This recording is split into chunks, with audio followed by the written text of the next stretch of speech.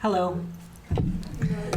Welcome to the 13th Annual Bailey Library Lakes Region Forum, sponsored by Winthrop Library Foundation and Winthrop Area Federal Credit Union. To learn more about the foundation that supports us, please visit winthroplibrary.org. Also, I wanted to mention that we do have one more speaker left for the year after tonight. Nomar Slevik will be speaking about all things strange Maine on September 28th. But tonight we are excited to welcome our Community Read featured author W.S. Winslow to discuss her debut novel, The Northern Reach, which Boston.com recently praised for its sweeping, haunted, hilarious, and sad tales. Winslow was born and raised in Maine, but spent her working life in Boston, New York, and San Francisco. A ninth-generation Mainer, she now lives in Downeast Maine for most of the year. She holds a bachelor's and master's degrees in French from the University of Maine and an MFA from NYU. Her work has appeared in LitHub, Electric Lit, and many others. Please welcome W.S. Winslow.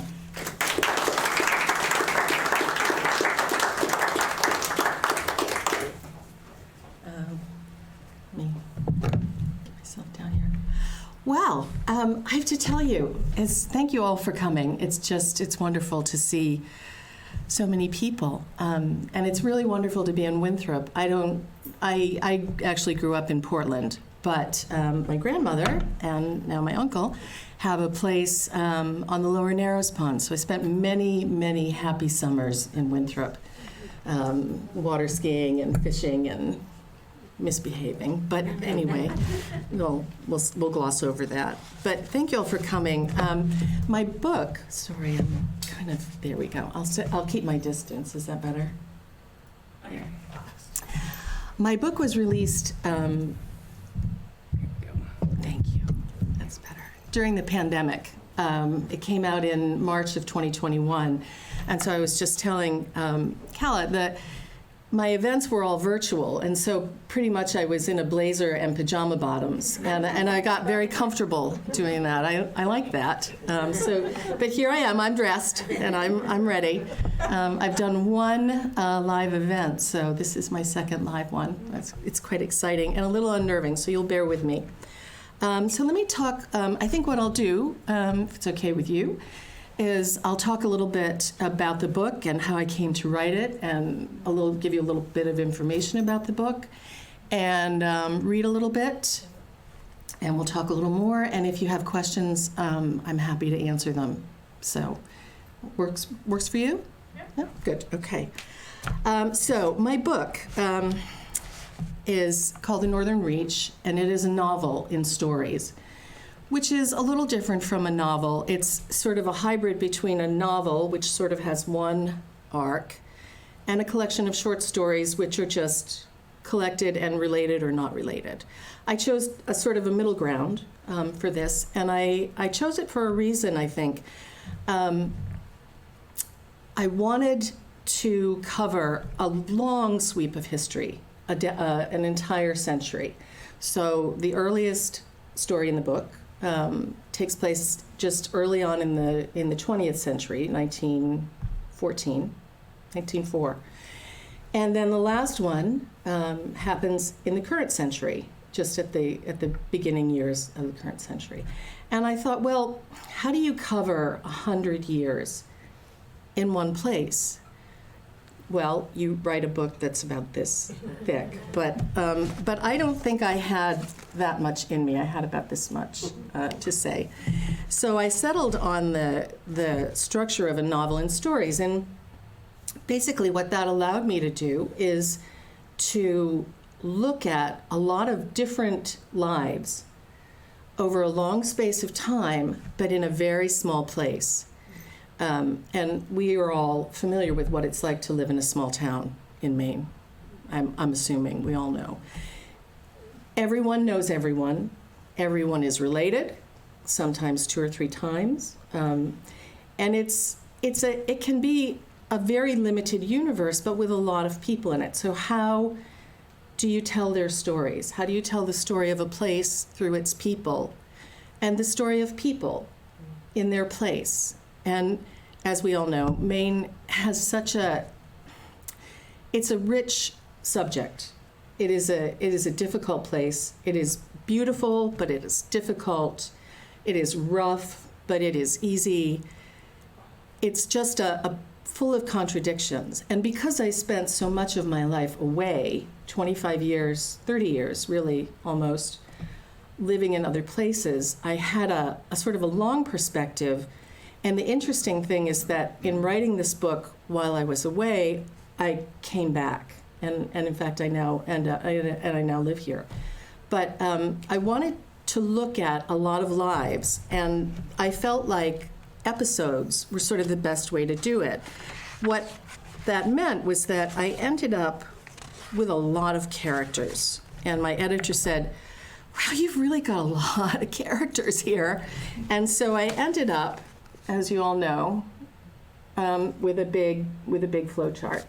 And anyone who lives in a small town knows that to really understand all the relationships and interrelationships and the family relationships and the marriages and the divorce and who hates whom and why and so on, you kind of need a slide rule and a flow chart and sometimes a time machine. It's complicated. So that's a little bit about why I wrote the way I did. I really felt like it was important to think about the way that the people who settled Maine, which were my people, I'm sure some of your people, not the people they displaced, obviously, the native people, but the settlers who came here, why did they come here, and how does this environment, which is hard, I mean, we all know Maine is hard. It's hard in the winter. It's a long dark, it's cold, the summer is fleeting, and as we know now, just as it's getting going, the leaves start to change. So it's a hard place, and the people who settled here, certainly my ancestors, were kind of hard people. They were Puritans, and they were tough. So you take people who are sort of rigid, and you plot them down in a very challenging environment, and what do you come up with?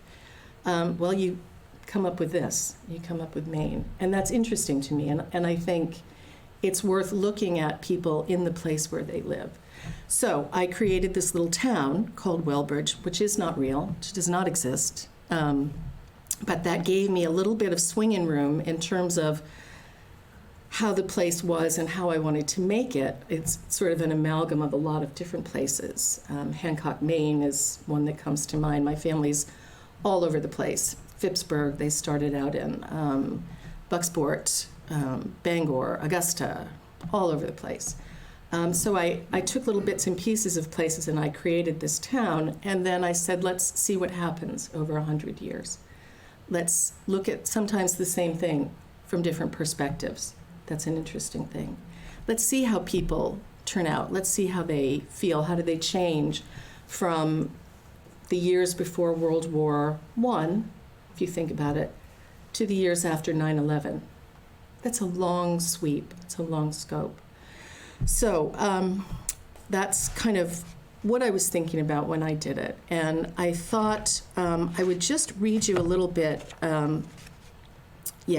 I think I'll read you a little bit. And then for those of you who haven't read the book, you'll get sort of a flavor for what it's about. There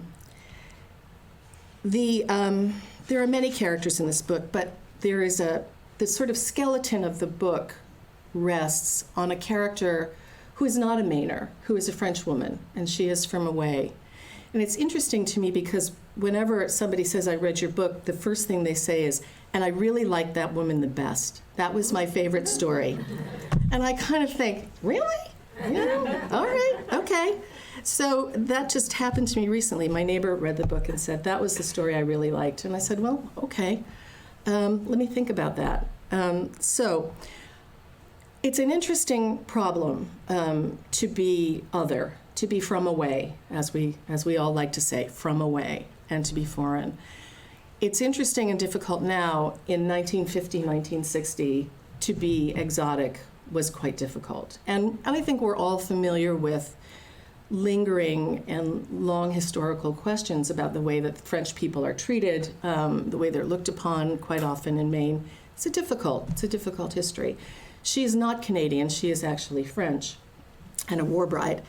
And I came up with this character because I have a friend who grew up in Downeast, Maine, and his mother was a French war bride, and his father was a merchant seaman. And he told me this very funny story one time.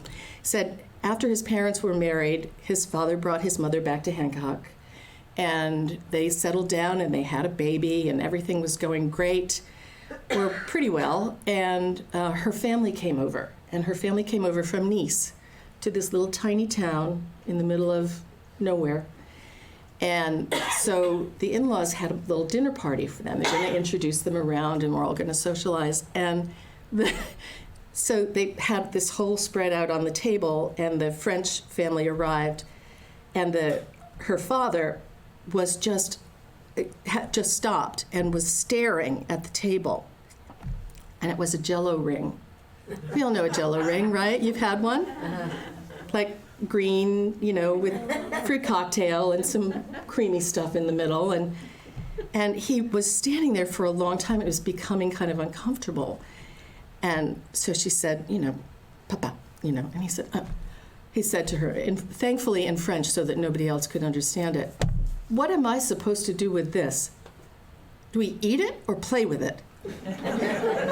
And I heard that story and I thought, there it is. There's the cultural divide. This is why it is so tricky to be from away, to be other.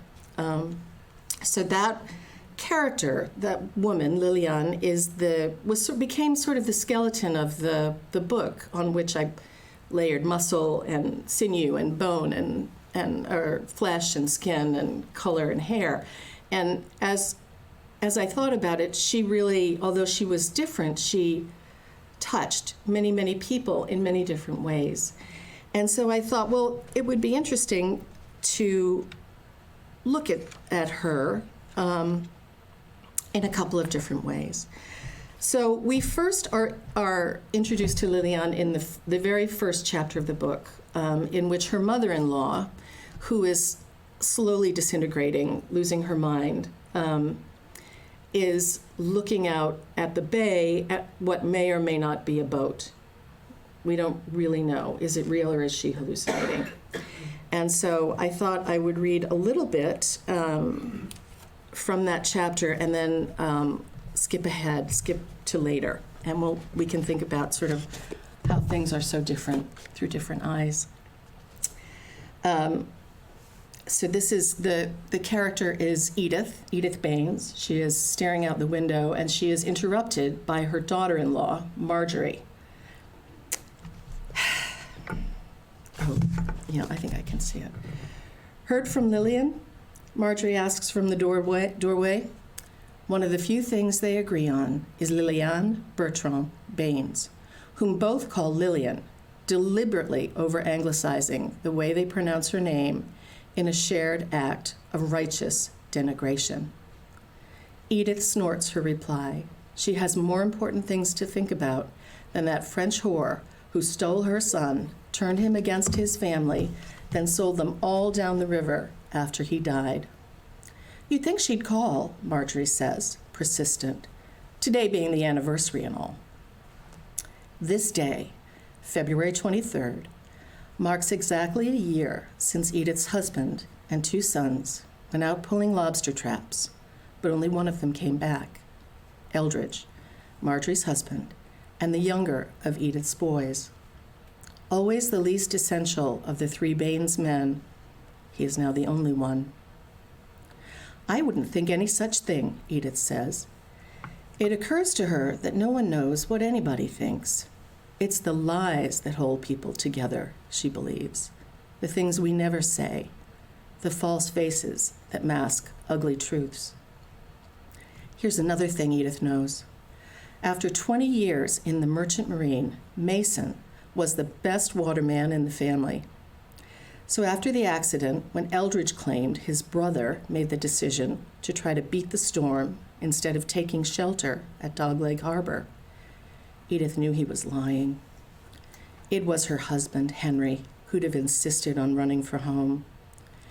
Eldridge always went along with his father. He'd have said anything to outshine Mason. But his need for approval cost everyone plenty. When the Coast Guard finally plucked Eldridge off the capsized hull, his pelvis was shattered, and he was half dead from exposure. The doctor said he'd be lucky to walk again. 2 days later, Henry's body drifted ashore down Stonington Way, his face so bloated and purple, his casket had to be closed. Mason never resurfaced.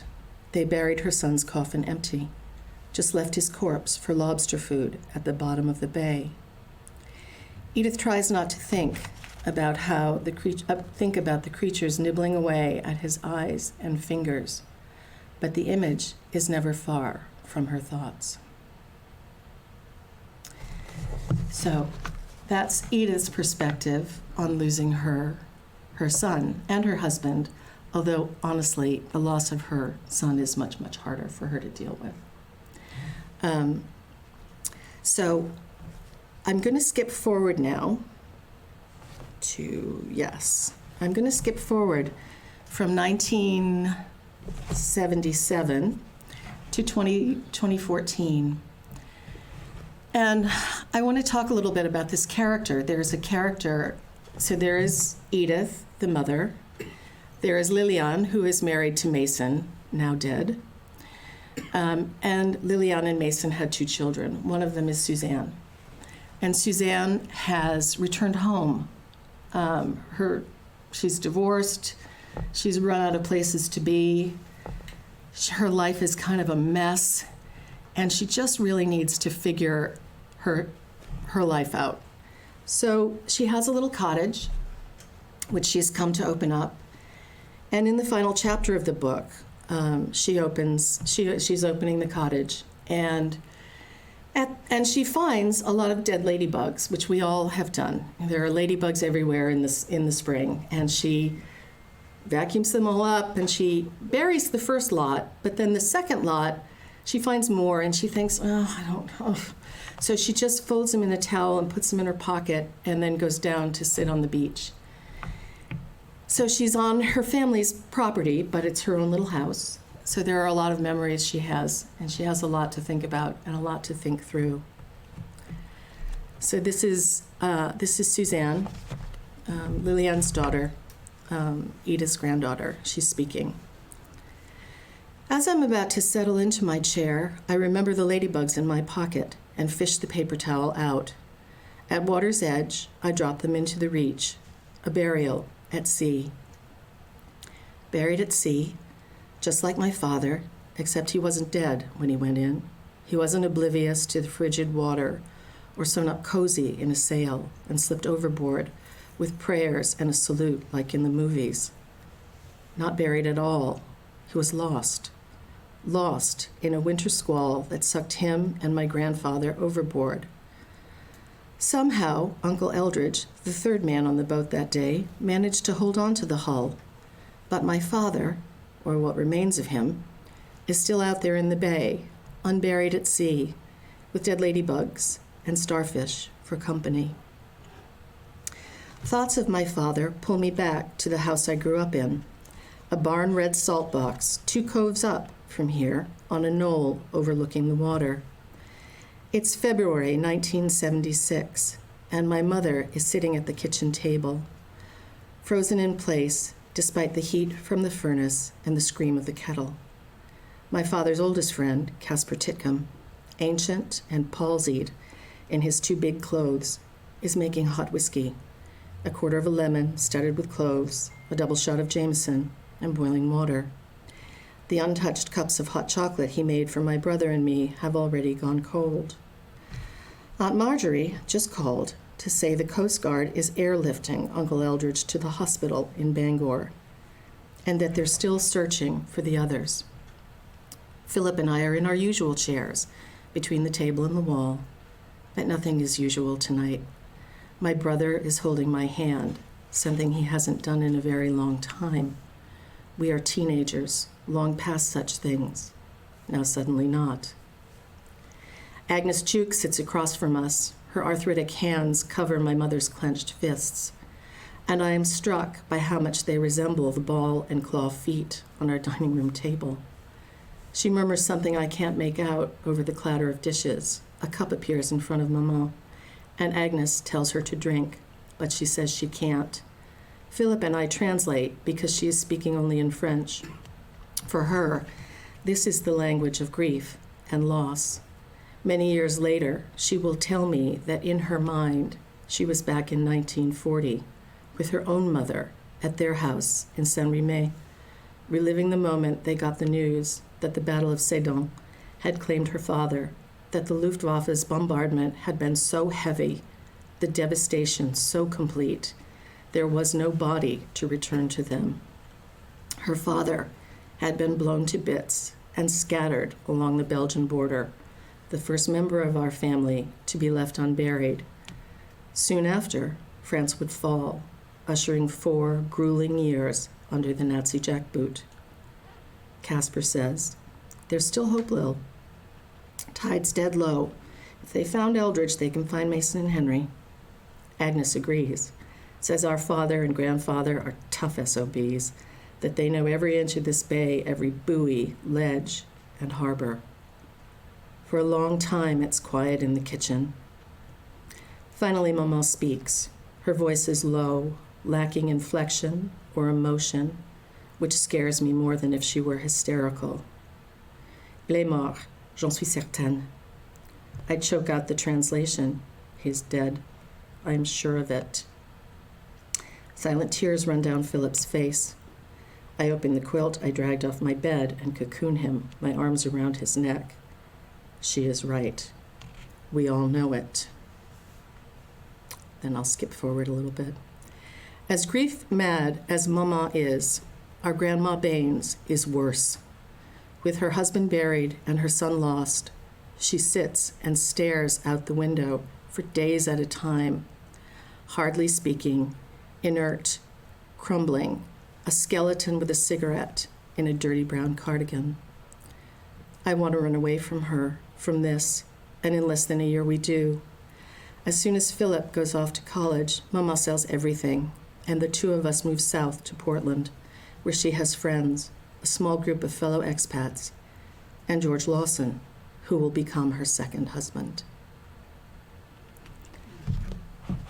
So, that's uplifting. But, for all the moments of difficulty, there is always joy, and there is always happiness. And with Mainers, there is always humor. There is always someone who's going to say something to break the moment, to make you laugh, to say the most inappropriate thing at exactly the right moment, at just the most appropriate moment. And I think it's important. I chose to talk a little bit about Liliane because it's not a character I ever really talk about. People ask me who my favorite is, and she's not the one I pick. So, but I think it's really important to talk about and to think about the way that people are excluded and the way that they are made other in society. And I think it's really important to talk about it in a historical context, because there's really nothing new under the sun, is there? I mean, there's nothing new. We look back at history and we see behaviors repeat and repeat and repeat. Looking into my own family's history, I saw a Quaker meeting log from the 1600s, in which my ancestor, John Blethyn, was constantly reprimanded for being a cuss. I mean, he was just cussed. He was just stubborn, and he would not give in. He would not give an inch. And I thought, 300 years, and we're still doing it. We're all this way. We are all this way. So behaviors do repeat, and people are made to feel unwelcome and unwanted, and from away, and it doesn't take much. I mean, I moved back to Maine we bought a place in 2005, and my neighbors saw a New York license plate on my car, and decided I was from away, and that was kind of that for a while. Didn't matter at all. But we do that. We have a tendency, I mean, it's a human thing, I guess, to want people like yourself and so on.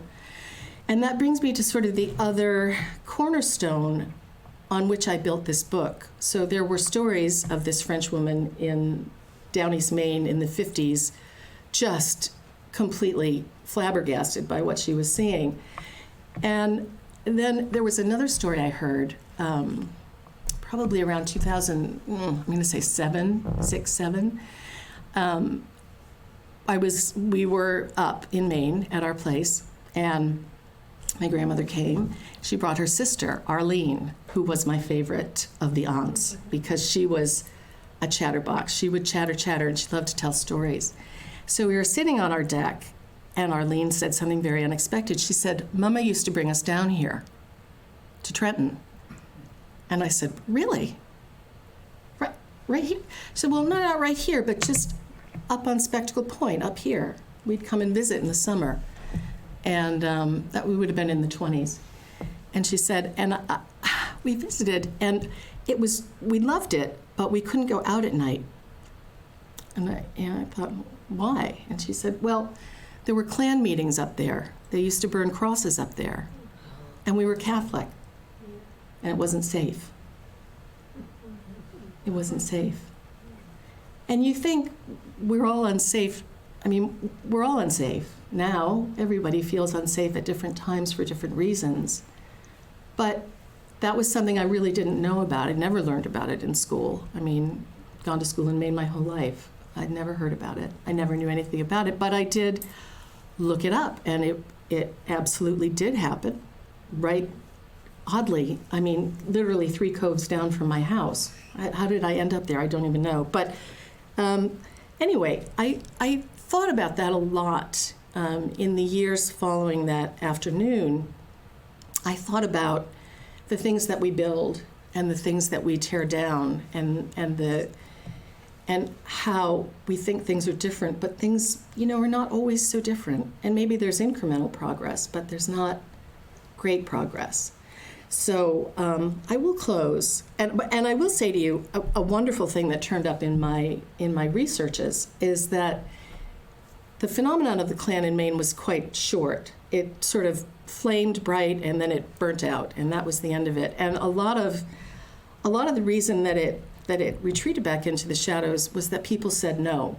So in Northeast Harbor, for example, there's a very famous story of some builders who were told they couldn't work for such and such a person because they were Catholic.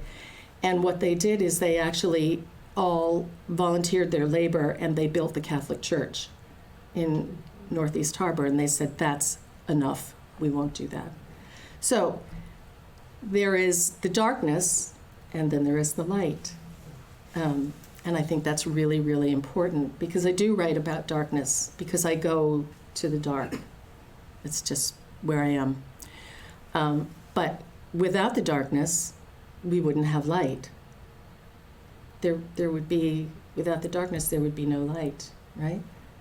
Without joy, where would we be?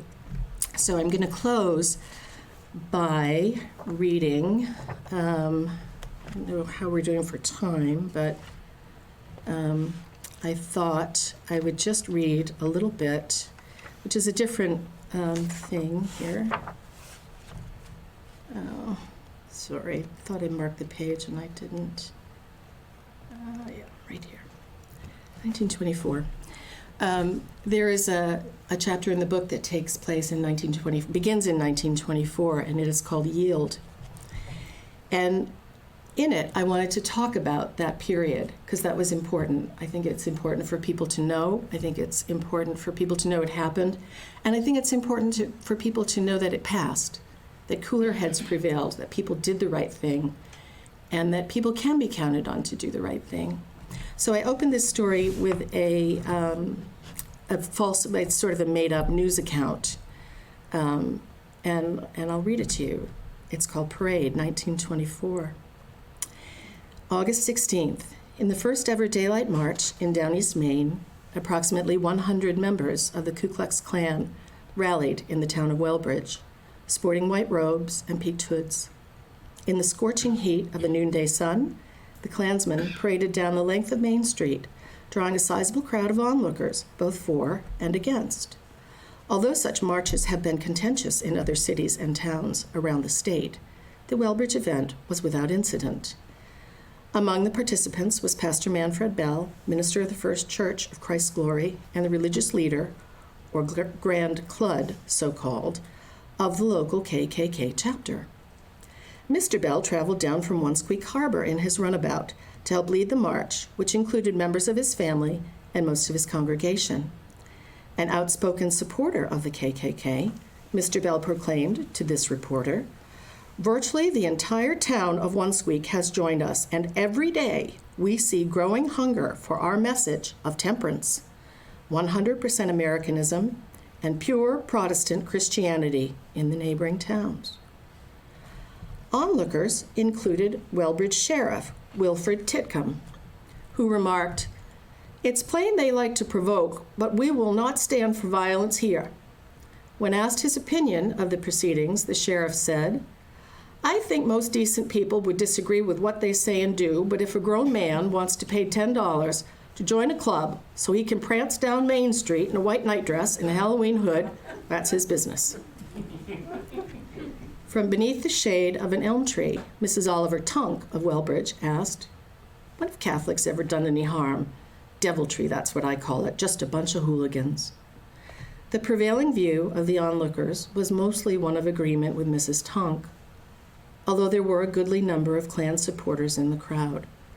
One of the marchers, who declined to remove his hood but gave his name as Deacon Tainter of Onsequik Harbor, stated, "We are not against Catholics or Jews or anyone so much as we are for the rights of native-born, true Americans and the sovereignty of the King James Bible." At the registration booth, which was run by the women of the KKK Auxiliary, the line to join stretched down the block.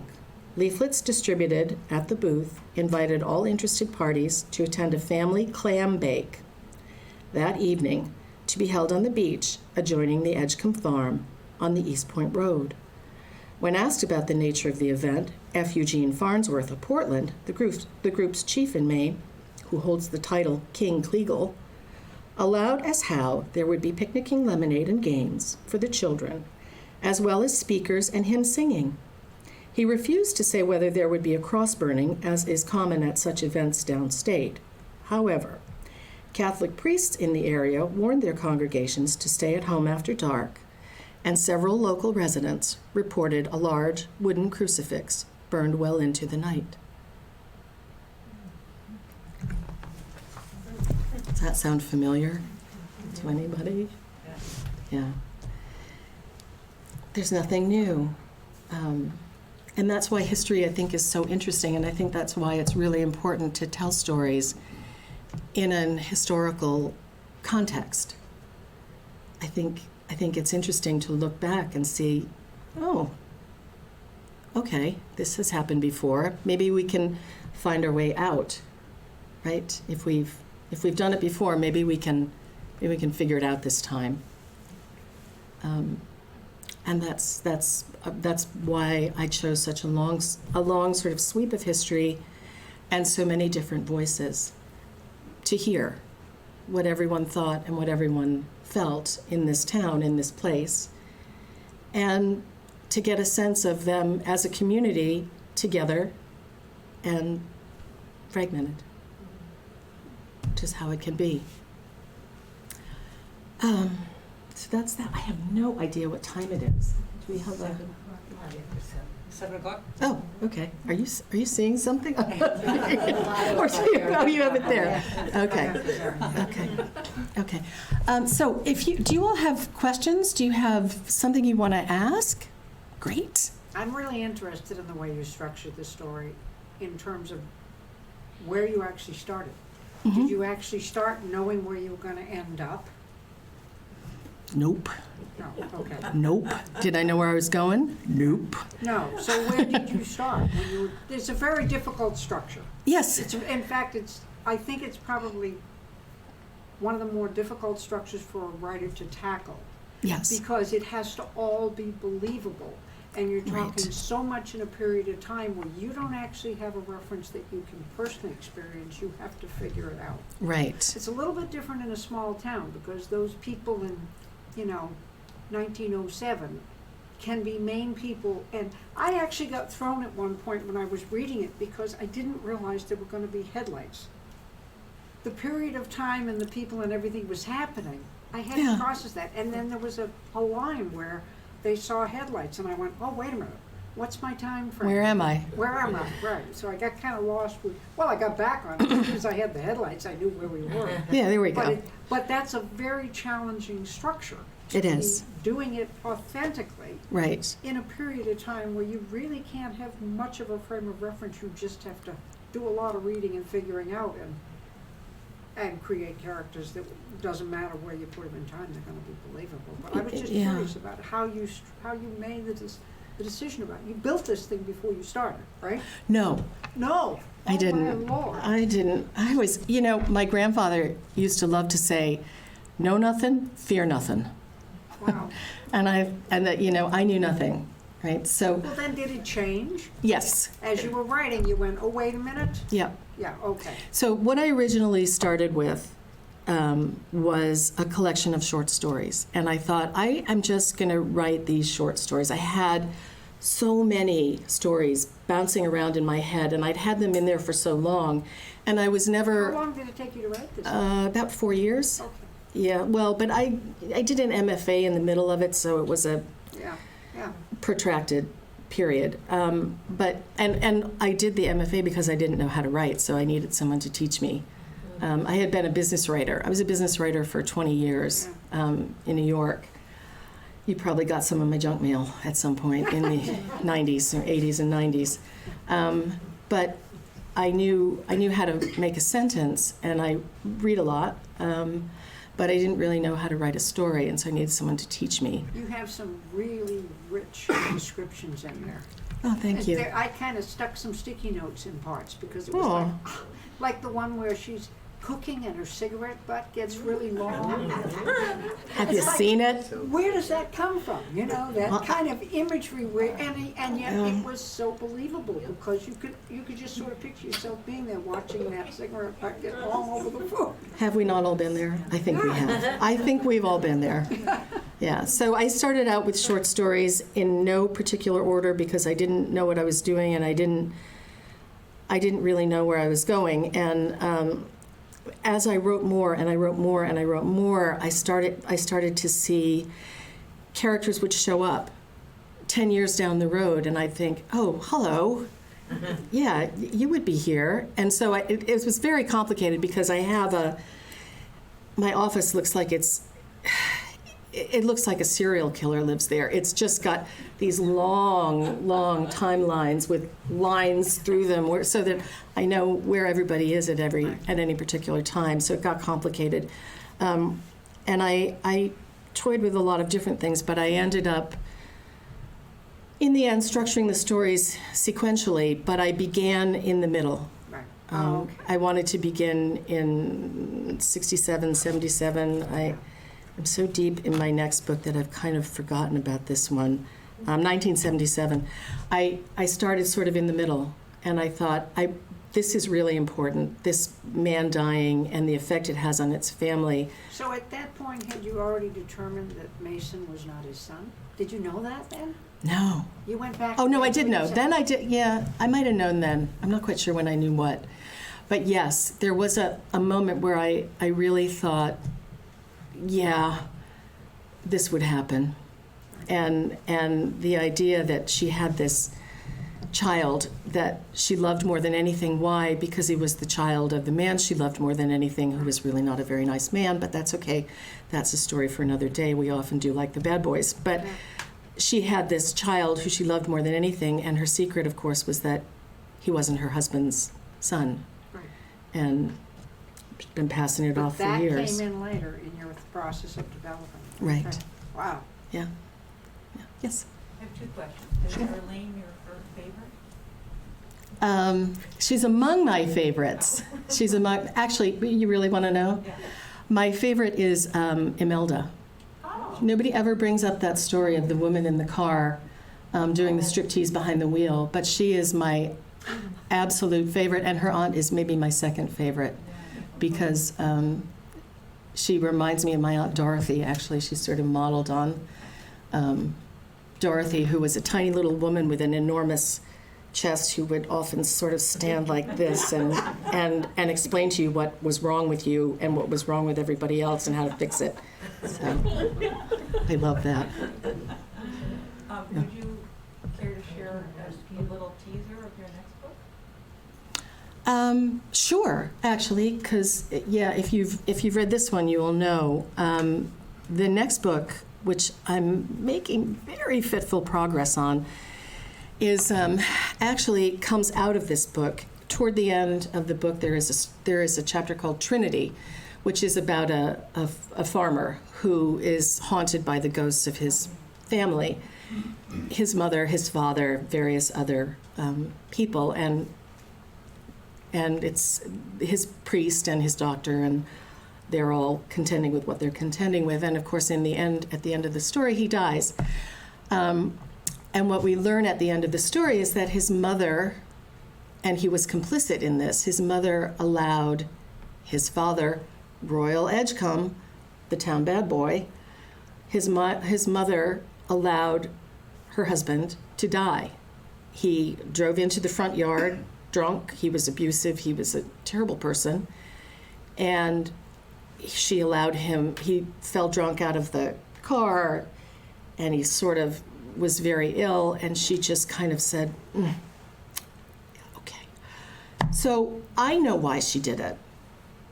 I know why she did it. I had a whole deep backstory in my mind about why she did that. And the reason that she did it, if you're wondering, is her son Albert, who is a big man at that point as a teenager, and he had found a place in life by playing on the high school football team. He was a great big burly boy, and they put him on the defensive line, and that was his job, and he liked it, and he finally found some acceptance and friendliness and a place there. And what, in my mind, the backstory on that is that there came a day when his father came home drunk and abusive and struck his mother, and she looked over at her son, and he dropped down, as you will, on a defensive line to one knee. He was getting down, and he was going to charge his father. And she knew at that time that she had to do something, and for various reasons, leaving wasn't an option, because she knew that the next time her son might kill his father, or would at the very least do something that, or attack his father, and then his father would kill him. She knew it was going bad. And so the next evening, when her husband drove home and parked on the lawn and sort of half passed out on the snow, she simply left him there and shooed her son back in. So the next book is her story, how she came to that point. But it's different. It's a much more traditional narrative in the sense that it is kind of focused on, there is one arc, and it begins when she dies, and we follow her through her journey in the aftertime, and the reckoning that she has to go through. And so we will hear other voices and other people. So it's a testimonial. It's written in a sort of call and response form, almost like a testimonial. But she's also journeying through the after time, trying to figure out whether she will ascend or whether she will stay. And it turns out that she, in an act, I'm giving this away, but that's all right. It'll be a long time before it comes out, if it ever does. Well, we've forgotten by then, huh? You will have, yeah. And I may change my mind. But in the end, she opts to stay and watch over her son and keep him safe and away from the ghost of his father. So that's the next one. Yeah. Yes. So we had a great discussion of the book at the library book group on Oh, you did? Friday. Very well liked the book was, but without fail, almost every person, all 14, thought that the Lillian chapter was the centerpiece of the book. Yeah. And I have to say that I read a lot of books, and she is, for this year, one of my favorite characters. And I wonder, it sounds like other people have said that to you, why you think that chapter and that character is resonating, or if you're very surprised. I am a little surprised, and I have been a little bit surprised, because I think that there are characters who are so much more, as a friend of mine used to say, colorful. And I don't know. I wonder if it isn't that people can identify with her situation. I think we've all felt somehow or other that we didn't fit, or that we weren't accepted, or that we weren't loved or wanted in some way. And I think that discovery is quite shattering for her. And I think, I don't know, maybe is it because there's food in it? Because a lot of it is about food. And I do like to write about food. I don't know. Well, I do. I'm not really sure. What do you think? Well, I think the scene where she comes upon the in-laws talking badly about her, and she just says, "We are done," and then she goes home, and we can speculate what happens. I just think that scene is powerful. But I think people felt there was just a real weight to that chapter, and that it was, I'm not saying everybody liked the character necessarily as much as I did, but that chapter, just there's something special about it that seemed like it was sort of the centerpiece.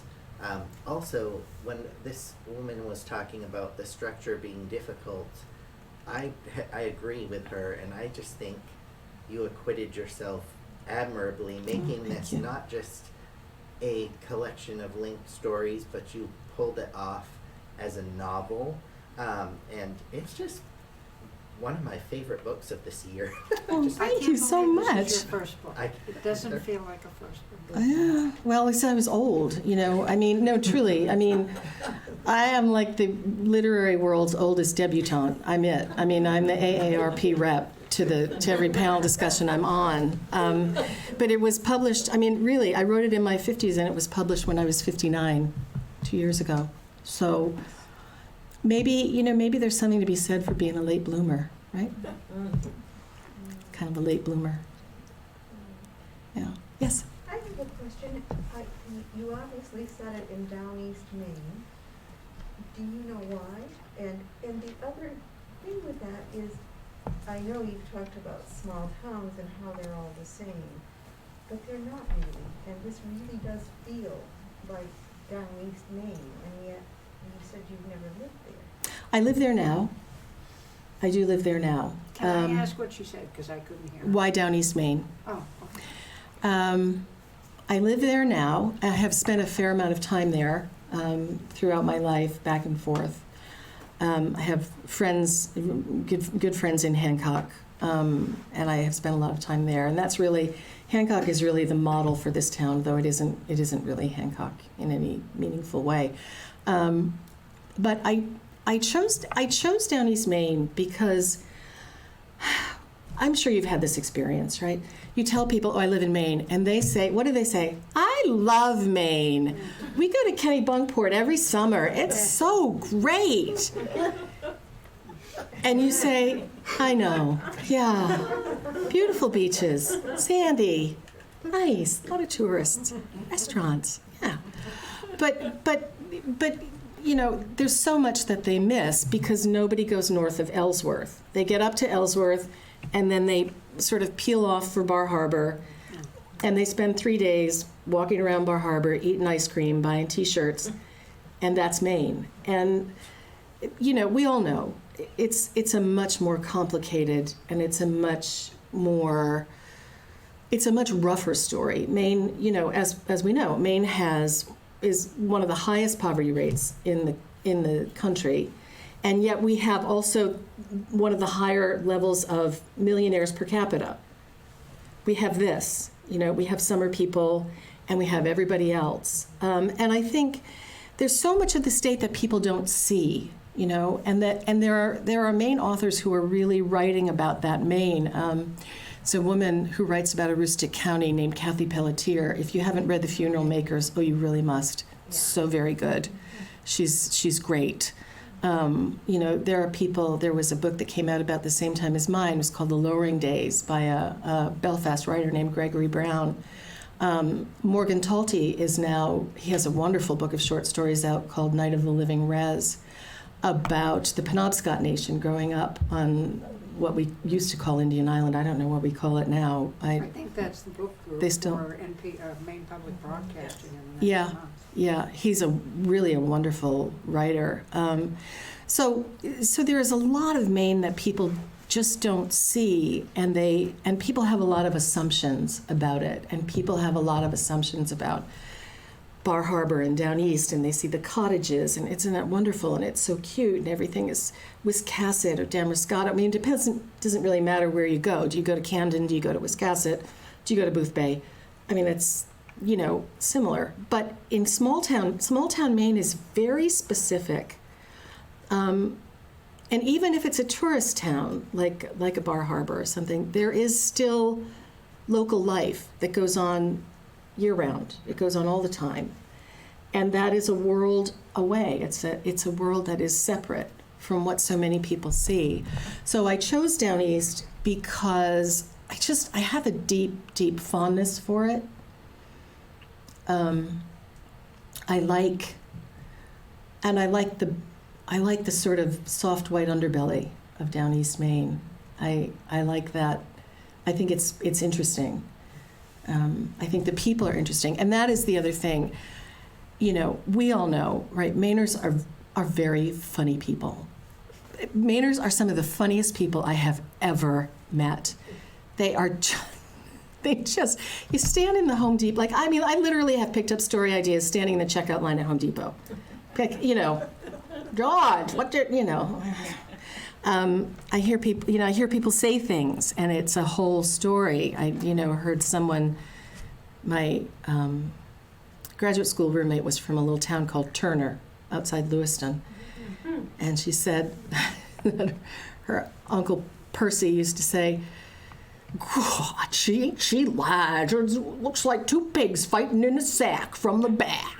And people say things like that, and you hear them. I mean, they're just saying it. This was the 80s. It was a different time. But there's just this, it's hard. It's very hard. People are hard. But sometimes when it all gets to be too much, somebody will say the funniest thing you have ever heard, and it just, and you all kind of take a step back from the dark, and you think, oh, okay, no, we can deal with this. We can handle this. And so I think Downeast Maine has there's a very particular way people speak. I love that. I love accents. I love language. I love the way you hear someone down east say want instead of, it's not wasn't and it's not really weren't. It's just kind of both. And we use it for everybody. He want, I want, you want, she want, we want, we want. I love it. I can listen to it all day long. I love it. So I wanted to bring that language. I wanted to bring that language to people in a way that I hope that maybe they hadn't heard before or seen before. And I wanted them to see a part of the state which can be very hard to love, but which I do love. And sometimes the things that are hardest to love are the most rewarding to love. The people who are hard to love are sometimes the people you love the most, right? Difficult people love difficult people. Yes? I don't want to hold questions. It's okay. Because you've lived away, and you've lived in other Yes. situations long enough. Do you think that the people in Maine have perhaps more of possibly because of the long, cold dark, I don't know, more of a them and us than a lot of other places? I don't know if it's more. I don't know. I mean, you see it in New York. Well, because there's a lot of it in your story. Yeah. them and us. Yeah, there is a lot of them and us. Yeah. There's a lot of them and us. I mean, I think there's a lot of them and us everywhere. I'll tell you what's really interesting. Here's the story. I'll tell you a brief story. We lived in San Francisco from 2014 to 2019. And we had been living in New York for about 25 years, and then we relocated and went to San Francisco, and I thought, this is going to be great. This is a West Coast city, and it's going to be super fun. And it really was super fun. It was a super fun, great city. I mean, it's a great town in many ways. But I was having a conversation with a taxi driver, and I said, you know, as one will, because you get in a taxi, and I don't know, sometimes you just talk. And I said, you know, I've had a really hard time out here because when I tell people, say, oh, where are you from? And I say, New York. And the door goes down. The garage door, literally, they pull the garage door down and slam it on the ground. And I said, now, I don't know why that is. And it was a woman cab driver. And she said, I don't really know either, but now that you mention it, I do that. Well, yeah, I know you do.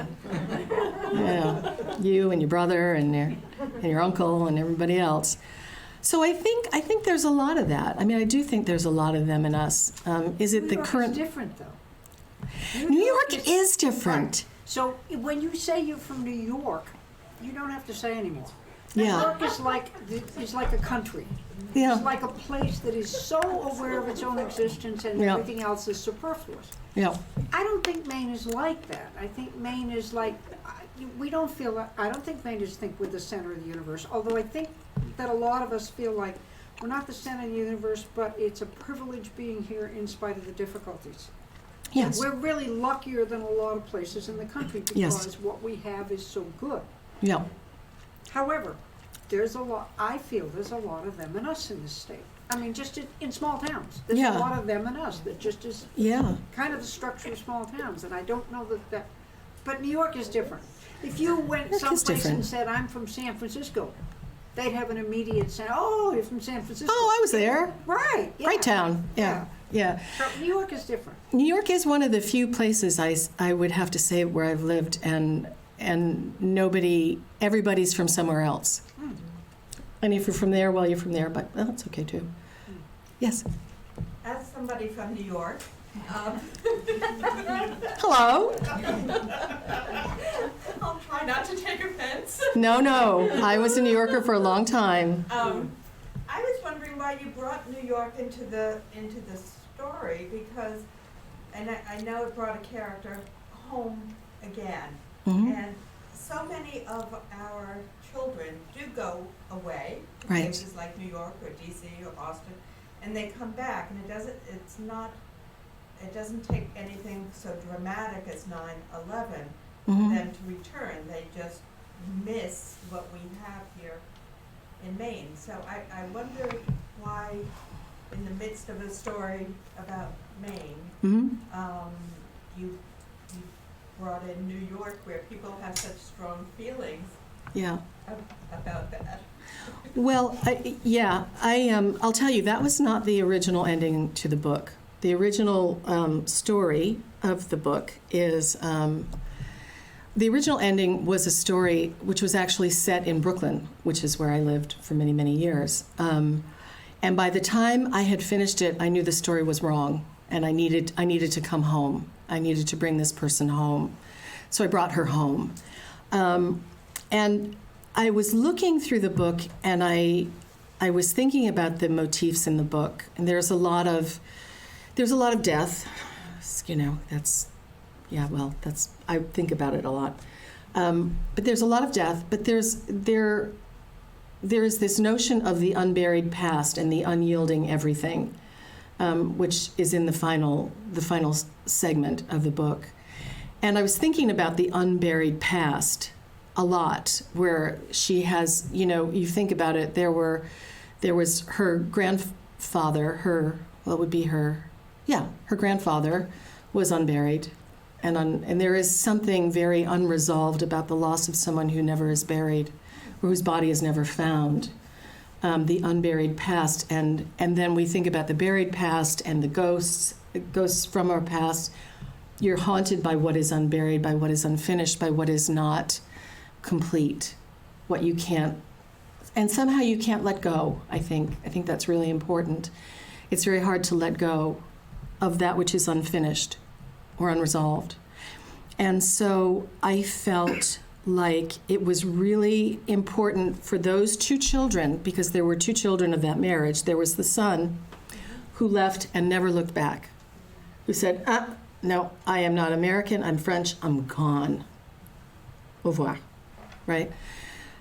And then there was the other child, the younger child, who said, I am of this place, and I am part of this. I need to go back there. I need to finish it. I need to do something. I don't know what to do with myself, and I think I need to figure out what I'm dealing with and close it and finish it. And for me, as a person, I had been gone for so long. I mean, I was literally, I think I moved to New York actually, I moved to Boston in 1986. And I never came back and in 2005 we bought a little summer shack, but we were only here in the summer. But I really didn't come back permanently until 2019. So it's a long time. I was away a long time. And it's interesting because when you're away from something, you get a very different perspective on it. And I don't know that I could have written this book, or I would have wanted to write this book had I never left. And so the idea that you would leave and then come back was really interesting to me. And I also felt that the journey of this book needed to be circular. I like a circular narrative. Just something I like. And I liked that it began, I began the book with a woman in mourning, looking at the bay, seeing a ship. Is the ship not there? Not there. She's losing her mind. She's lost everything. She has lost everything. And that's where we begin, not chronologically, but that's where the story begins, with the loss of everything. And then where do you go? Once you have lost everything, how do you live, right? So this woman, Edith, has lost everything. And then we go around, and then we see that by the end of the story, her granddaughter is back. And she, too, has very nearly lost everything. She's estranged from her son. She's divorced. Her husband is remarried, and she just can't find her feet, and she can't find her place. And so how do you find your place? And so I wanted very much for her experience to echo the experience of her grandmother, of looking at the bay, seeing a boat come in, thinking about that boat. Do I want to go out to that boat? Can I even relate to these people? Nah, I don't think so. I'm alone. For me, that was the way to bring all of these kind of threads together in one person. And I felt, too, that I think for me personally, I had never written anything about 9/11. We were there. And it was something I needed to write about finally, something I could write about finally. And that cataclysmic loss, that shared sort of cataclysmic loss, to me was a very defining event in her life. And without it, I'm not really convinced she'd have come back. I'm not sure. But in any case, there was a moment where I thought to myself, yeah, this last story's not working. I can't have it be in Brooklyn. I need to have it be back in Maine. How do I bring this woman, that was the character, how do I bring her back? And why do I bring her back? Is there a good reason to do it? And I thought, yeah, it's important. Because, people go away and they come back. And it's not the same, but it's still home. And your question of home, the question is, where is your home? Is your home where your family is? Is your home a building? Is your home a place? I felt like she needed to come home. So that was why. And because also, like her, I always felt that I belonged in New York. I felt that New York City was the only place that I personally ever felt a real strong sense of belonging. Strangely enough. New Yorkers are very friendly. No, you don't think so. We are, right? Yes, they are. I lived in New York City too. Yes, right? And that whole business about unfriendly New Yorkers is hogwash. They're very friendly. I met my husband there, so I met mine. See? Good things happen in New York. Yes. I have a much deeper and more philosophical question. Go Based on. on your Maine and New York heritage, are you Yankees or Red Sox? Oh, do you even need to ask? There was a conversation in the car on the way over here about Alex Rodriguez that I cannot repeat because it was filthy. It's just filthy. Yeah. No, I am, as we say in my house when we go to Fenway, time to go to church.